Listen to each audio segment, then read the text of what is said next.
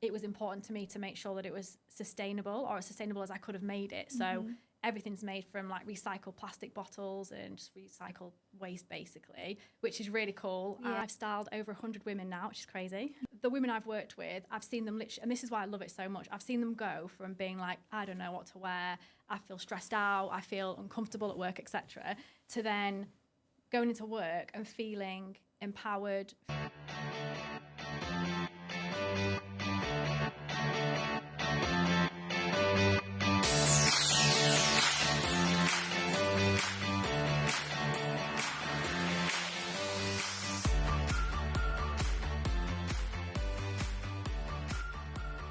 Hello, and thank you for tuning in to the Yorkshire Business Podcast. We feature bright and brilliant businesses from across Yorkshire, and I have got a really exciting guest on the pod today. She honestly is an absolute force to be reckoned with. I know her as Lou, but you might know her as Lou's Corporate Life. Over on Instagram and TikTok, she's amassed over 300,000 followers. Lou is a chartered accountant. She is a personal stylist. She is also the founder of Mode Workwear and the founder of a charity called Leeds Young Professionals. I really hope you enjoy this podcast. We talk about everything to do with corporate styling, and Lou's details are in the show notes, so do reach out to her and connect with her. She is an inspiring young woman from Leeds that you need to be connected with. My name's Chloe. I'm the founder of One Source HR, and I'm the Yorkshire Business Podcast host. I'm Lou. I guess Monday to Thursday, my day job is I'm an accountant, but all the fun stuff and the stuff that I think we're going to talk about today kind of sits outside of that. So I create workwear clothing content across Instagram and TikTok. I've got a following of over 300,000 now, which is crazy. Yeah. And I basically just create like outfit inspiration for the office, styling tips, like planners, that sort of stuff. And then through that then led me to do personal styling, which is really fun. I absolutely love it. And I've styled over 100 women now, which is crazy. Yeah. And also, like I don't have enough to do, I also founded a sustainable clothing brand earlier this year as well. Awesome. What's the clothing brand called? Mode Workwear. Mode, awesome. You know what? Like, I feel like you're actually a superwoman because all the different plates that you spin in, I'm just in awe of you, and you show up looking fabulous all the time as well, stop. which is obviously your thing. But yeah, like every time I go on, because I connected with you through LinkedIn, and then I started following you on Instagram and stuff. But every time I go on LinkedIn, there's something new. Like I saw yesterday, your project, is it the Leeds? LYP, yeah. LYP. Leeds Young Professionals, yeah. Yeah, and I was like, oh my God, another thing that she's doing.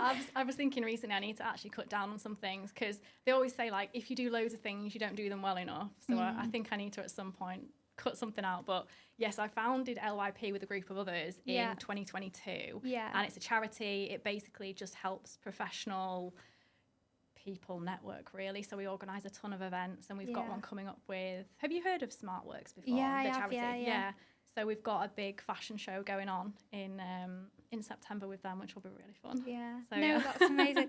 I mean, you should come, by the way. Yeah, no, I was looking at the tickets yesterday, because you put, didn't you, like last time it sold out in 48 hours, which is amazing. But yeah, SmartWorks are an amazing charity as well, like 100% can get behind that. But yeah, I mean, that there in itself, you've introduced yourself and then totally admitted that actually in 2022 you also founded a charity. Just goes to show like how much stuff you actually are doing and achieving. And thank you. Yeah, I don't know if you're doing everything well or not well, but it certainly appears to be going well, thank you. on the surface. So tell us a bit more about your background in styling and workwear and sort of founding Mode. Where did that mission come from? So I guess back when I started in my corporate career, which was like so long ago now, I remember going to work and just like not knowing what to wear at all. I'd go in thinking that you had to wear, I watch Suits, so you're like, oh, you have to wear a skirt and a shirt. That's what you have to wear every day. So I would wear that pretty much every day. And I would just feel like so uncomfortable in it. Like, it didn't really flatter me. And I like the style, but just didn't really work for me. And I remember I would stand in front of my wardrobe and be like trying on different clothes, thinking nothing looks nice. I hate everything. Go to work, I'm late, which is like not very like me.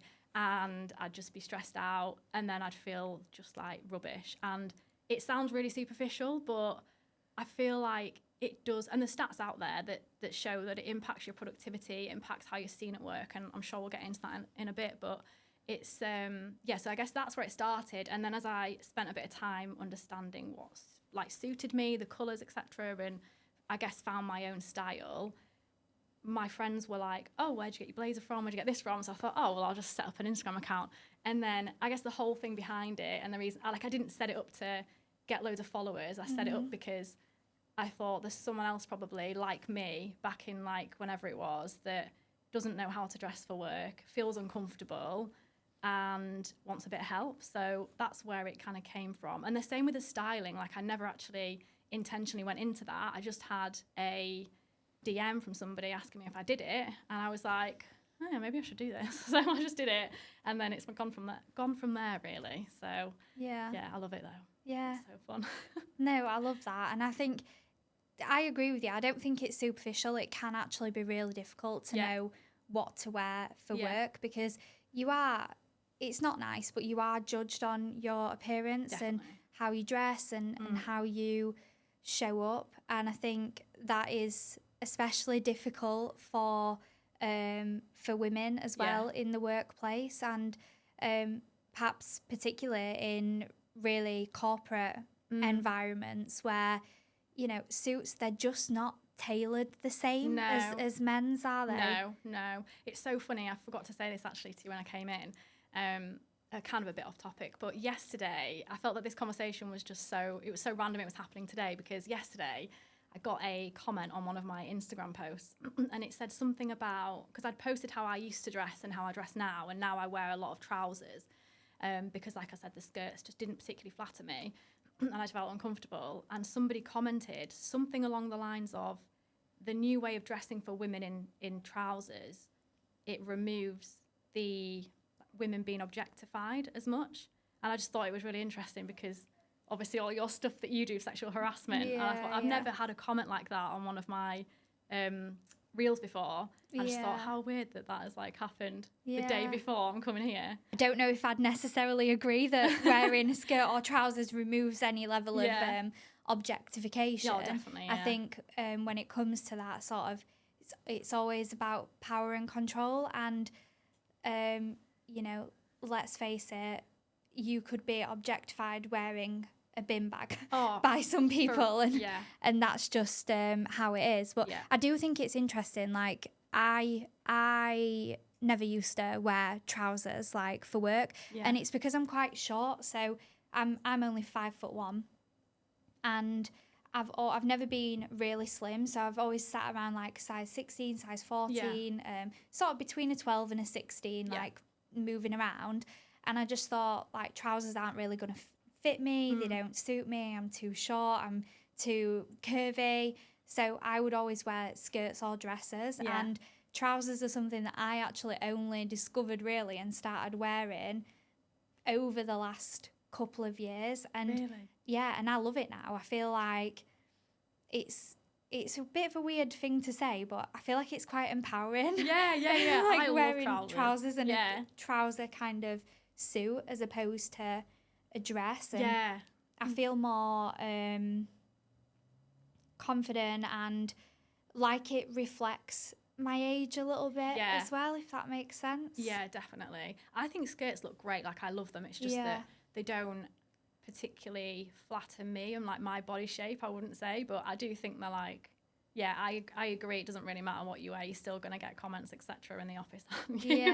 Which is bad, but women can be sexualized or objectified at work no matter what they wear, and that's where different body shapes kind of come into it as well, because, for example, having big boobs aren't explicitly sexual, No. you know, but No. they do tend to get sexualized. You know, wearing a top like the top that I've got on today, I'm just existing in my body. But you're always thinking, like, does this look professional? Because I have got boobs. Like, should I wear something that's less revealing? This is not revealing, no. but it's always in the back of your mind. Like, does it look professional? Is it the right thing to wear? Yeah, definitely. Have you had comments before or anything like that from what you've worn, or is it more just, I guess, you're just aware of it through your work? Yeah, do you know what? I've had comments. Like, I remember once wearing a red dress, tights, shoes, red lipstick. And the amount of comments I got that day about, ooh, lady in red, and ooh, look at you, and ooh, where are you going? And to me, it's just playing around with like my personality whilst also looking professional, because I do like to wear bright colours. Dressing in quite a, I mean, I'm not dressed like that today, but dressing in more of a maximalist way. Yeah, definitely. I love that, like dressing for fun and in colour. Earlier on in my career, I started off working in automotive retail, and so like car showrooms and stuff. And at that time, everybody was mandated to wear a uniform, and the uniform for women was really quite strict. So it was pencil skirt, super tight, which is not flattering for everybody. No. The shirt, like you said, and even a little neck scarf, like an air hostess or something. And you know, you can imagine being 18, 19 in that kind of environment, in that kind of uniform, with lots of older men. And there was lots of comments about it, and people used to comment on my body all the time. And some of them you just knew, like they'd be walking behind you and my face would be so flushed hot, thinking they can literally see everything that's under this skirt, like whether it's the line of my underwear, my tights. There's nothing hiding with how tight this kind of pencil skirt is. Yeah, uniforms are a funny thing, a very funny thing, because I don't think I necessarily like agree with them, because I think, like you say, you've got different preferences, different cultures, different body types. I understand why you may need a uniform in specific jobs. I do get that. But I think when there's no choice or flexibility in that uniform, so I would have hated to wear that sort of thing. And I think if you're feeling like you're getting comments because of how you're dressed, it's just not right. No. I did a bit of research actually, and in 2005, around 46% of UK employers required uniforms to be worn, whereas by 2023, only 5% of workers report wearing a uniform. Really? So whilst those studies aren't exactly comparative, I think there has been a definite shift away from mandating uniforms. And I guess from your perspective, what kind of role do you think now personal branding plays in workwear now that these strict kind of uniform policies have been largely abandoned? Yeah, I think it's the best thing. I look back to when I used to work, when I started my career, and everything was super, you had to go into the office business and there was no negotiating. And things have relaxed so much. I'm not saying all offices have. There's still, you know, certain careers where you have to be dressed really, really smart. And I mean, I love dressing smart, like obviously, but I think there was a lack of personality. People felt that they couldn't be themselves. People felt like they couldn't wear colour, for example, like, or bold prints and that sort of stuff. And now it's kind of like, as long as you follow the dress policy and stay within the guidelines, you're pretty free to wear what you want. And I think it's the best thing ever, because I don't know what the stats are, but I can imagine people feel a lot more empowered and confident when they can go into the office wearing what makes them feel comfortable, and then therefore be more productive. I guess that's how I see it. And I've got friends that I work with now. I'll come into the office super dressed up because that's just my preference, but some of my friends like going in like jeans and trainers, and that's how they work better. So I think it's, the best thing. The best thing for people to be able to pick and choose what they want to wear and not have to be in such a strict dress code. When you get people that do come to you for kind of personal styling, is it common to have somebody say, like, I know what my personal style is, but I don't know how to translate that into a professional context? Yeah, most people are working in they've changed jobs, or they've come back to work after being on maternity leave. They've had like a big change in their life, and they look at their current wardrobe and they're like, what the hell, like, I do not know how to dress. That, I'd say that's usually most common, and then from there you then work on picking out what their style is. I don't think, not many people know off the bat, like, this is my style. It's more like, oh, I like this Pinterest post and I like this one off Instagram, and then we build it together. Yeah. But it's quite a long, it can be quite a long process, because it takes time, I think, to find your personal style. But I do get a lot of people that say, I like wearing bold colours, but I don't feel comfortable doing that. So can we somehow just, add colour into my very bland, neutral wardrobe? Yeah. Personality is definitely coming across more in workwear for sure, which I think is great. Yeah. No, I love that.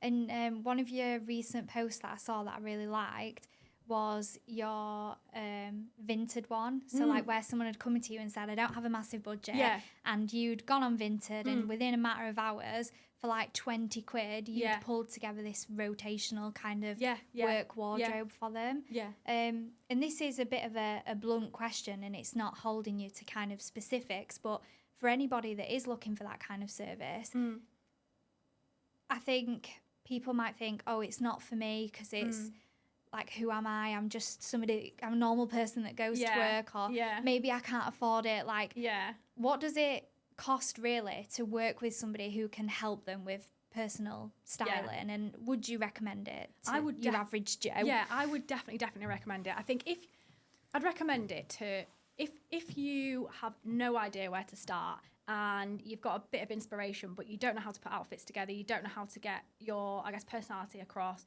you don't feel comfortable, and that problem's been there for a long time, there's nothing that you've done or seen on social media that's going to help you, then I would recommend definitely getting some help with it, because the women I've worked with, I've seen them literally, and this is why I love it so much, I've seen them go from being like, I don't know what to wear, I feel stressed out, I feel uncomfortable at work, etc., to then going into work and feeling empowered, feeling like they love their outfits. And I think as well, if you're not the most confident, having somebody tell you what to wear almost gives you that confidence, because you think, well, like Lou or whoever is styling me has said that this works, so therefore, like, you kind of feel like you've got a bit of support, if that makes sense. But then I think if you know how to dress and you know how to put outfits together, I'd say, like, or you've already got a wardrobe there, like a lot of people already have a huge wardrobe, they just don't know how to, I guess, like, organize it.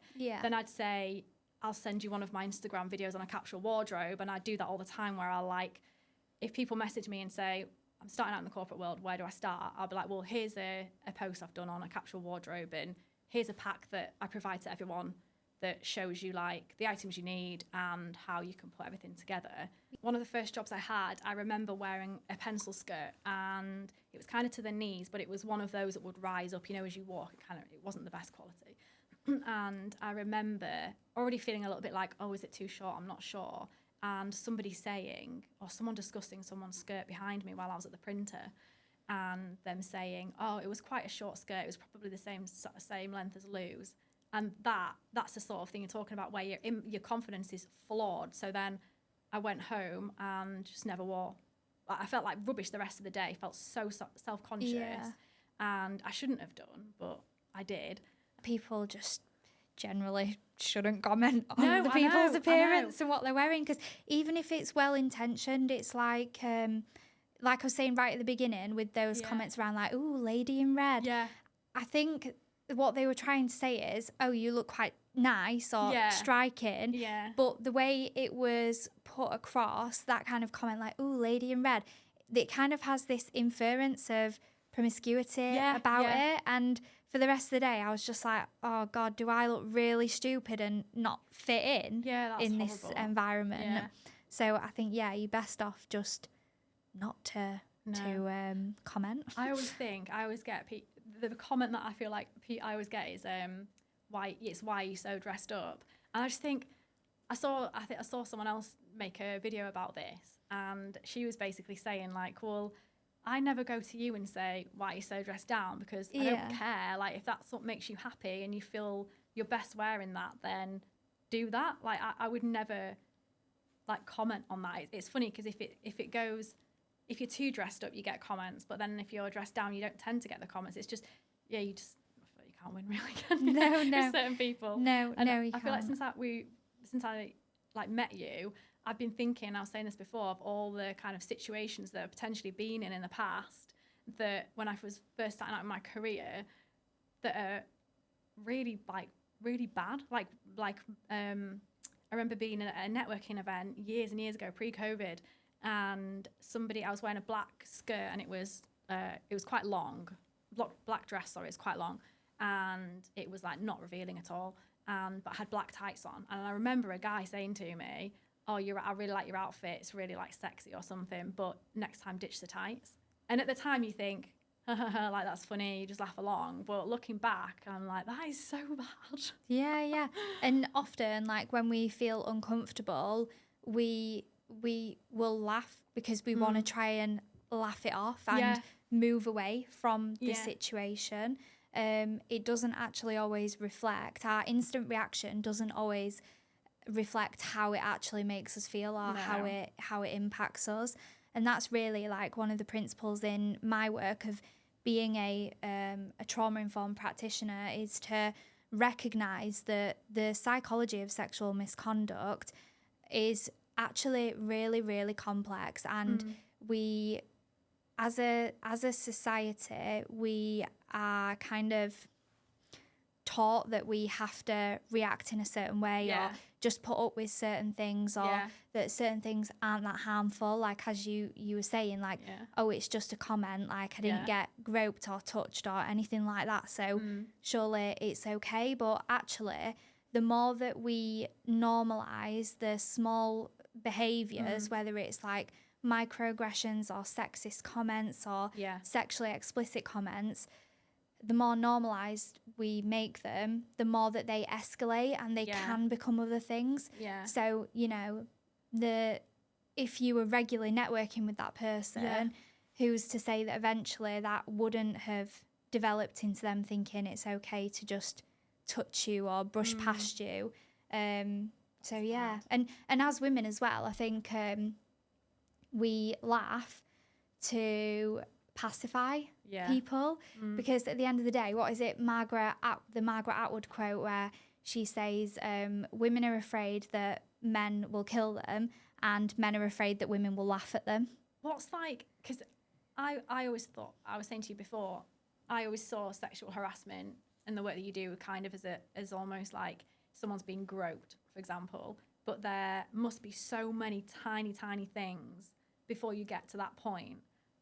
I guess, like, from your experience, just because I'm interested, where does it like start? I'd say, obviously, sexual assault is common in our society. There is no kind of getting away from that. But with the cases that I generally deal with, it hasn't often escalated to that point. It is things like sexual comments of a sexual nature, kind of, it can be, say, curiosity that is out of control. So people gossiping about people's sexual preferences and sex life. So particularly where you might have LGBTQ plus people, there might be a lot of gossiping about their sexual preferences and sex life, and that's obviously a form of sexual harassment. And the one really that has been massively on the rise is image-based abuse and harassment as well. So sending explicit images to people without consent, things like on Instagram or TikTok, like sending co-workers reels that infer things but aren't specific, and a lack of understanding around consent and boundaries as well. So persistently asking somebody out or whatever, and they're clearly not interested because they're not responding. But people think, well, they haven't said no, so it must be a yes, which is so bizarre to me, because that's not really how consent works. It's almost like, because it's in the workplace, people must feel, I assume, that they're protected to an extent so they can do it. I don't know. It's actually the opposite. I just find it so interesting. I think it's just common in society as well, and quite normalised as well. So we know that the conviction rates for like serious sexual assault and rape in England and Wales are really low. It's as low as 1.6%. So I think a lot of people perceive that there aren't going to be consequences for those kind of actions. Because when our criminal justice system doesn't even hold people to account, how is a workplace going to hold them to account? And that's why in my work I try not to focus on deterrence. So deterrents are relying on making the consequences seem so severe that we hope people won't engage in that behaviour. So that's things like disciplinary action, losing your job, things like criminal prosecutions. But they're not very effective because, as we know, those conviction rates are so low. So I focus on prevention. It's actually teaching people about the psychology of sexual misconduct, about victim blaming, about power dynamics, and about bystander intervention as well. So how to actually spot it, step in and stop it. But that's so interesting. I bet a lot of people go on that course. I feel like I want to do the course now. I bet loads of people go on the course and they're like, oh my God. People come on the course and they think, oh, some young lassie are telling us what we can and can't say. Like, you can't even pay a woman a compliment anymore. Oh my God. And the first thing I say is like, by the way, this is not going to be a course that tells you what you can and can't say, what you can and can't touch. So let's just get that out in the open straight away. Set expectations. And the first example that I always share is actually an example of male to male harassment, where it's kind of banter that's crossed a line into something more serious. And after that, people are like, oh my God, this is not what I thought it was going to be. And you've got them on a hook of engagement there. I want to do the course. Sign me up. Coming back on to your work. I think let's talk about confidence. Confidence can be shaken in these corporate environments when you don't feel comfortable in what you wear, or you are objectified for what you wear. And we know that there's some research done by Avado, and it said that women were 5 times more likely to feel that their gender hinders workplace confidence. So specifically, 48% of men said that they were very confident in their management skills, compared to only 30% of women. That doesn't surprise me. It's like that. I don't know what the fact is, but or what the stat is, but about women going for promotions when they're completely ready for it versus men that go when they're like a quarter or like 25% of the job descriptions ticked off. It's you see it all the time, and I've done it myself. And I think it takes a lot of time to get to a point where you actually do feel comfortable. And as well, it's outside of, I mean, confidence is like, there's so much to it. Obviously, I focus mainly on making sure you feel comfortable in what you're wearing, so that therefore you feel confident in yourself. But there's obviously, like, I always think if somebody says to me, oh, I don't really feel confident in my job, or someone says like, oh, what advice do you have for me to feel confident going into a corporate job? I think it's really hard, because you're not going to feel confident when you've just joined a brand new job and you've never done it before. You're never going to have that, like, yes, I can do it, like, I'm going to be the best sort of thing. But when it comes to, like, clothing, I feel that, confidence can be knocked massively, like you said. And it doesn't surprise me that women kind of feel that their confidence is a lot lower, because I've seen it myself. No, I have too. Tell us about Mode. Like, where can people find it? where can they buy it? Like, what's in the collection and what is coming next? Yeah, so the collection is, at the moment, I've got what's called the power suit, which I'm wearing now. Yeah. It's all made from recycled materials. So the reason behind it was as part of creating content, I found that there was no real one-stop shop for workwear. And if there was, it was really, really expensive and out of reach for a lot of people. So Mode eventually will be a one-stop shop for everything workwear. That's just kind of everything you need in your work wardrobe simplified. Yeah. And you'll be able to mix and match things and literally never have to worry about workwear ever again. But I was really conscious when I was starting it that I didn't want to just like create another brand, if you know what I mean. So I didn't want to just be another Instagram like creator that just launches a clothing brand. So it was important to me to make sure that it was sustainable, or as sustainable as I could have made it. So everything's made from like recycled plastic bottles and just recycled waste basically, which is really cool. Yeah. And that was something that's like a non-negotiable for me. So at the moment we've got the power suit there. I have plans to do a lot more. So we're in the process at the moment of creating some wide leg trousers and some straight leg trousers, just other types of workwear.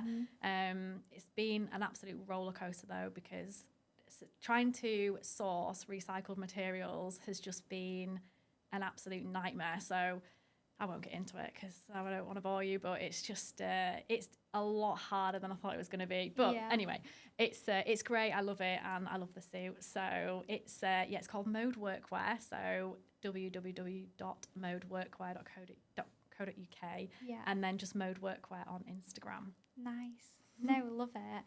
I think, you know, you might have to come back again and talk about how you source recycled fabric, because I actually think lots of people would be interested in that.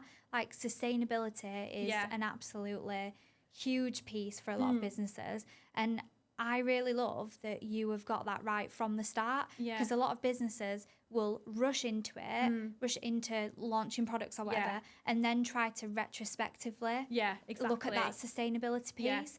But you making that a non-negotiable from the outset, to me, speaks a lot about your values and the longevity of what this brand is going to be. Exactly, and it goes back to your vintage point. It's like you don't need to, like, there are sustainable ways of shopping, and I'm not saying it's the most sustainable way of shopping, but I'm saying, like, you know, my whole thing is like, when I post Instagram content, it's all about like capsule wardrobes and re-wearing outfits, and yes, I might get the occasional new suit here and there if I really like it, but I also buy things from Vinted and get things from charity shops. Like I'm actually going to do a video in the next couple of weeks about like proving to people that you can go to a charity shop and make a workwear wardrobe.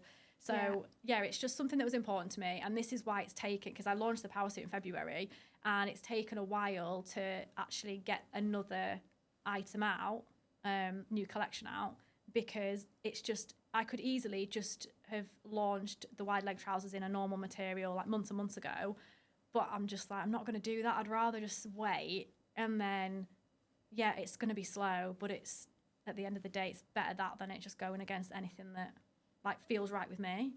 Maybe I will come back on again and we can chat about other stuff. Definitely. But thanks for having me, it's been great. No, you're welcome. Fab.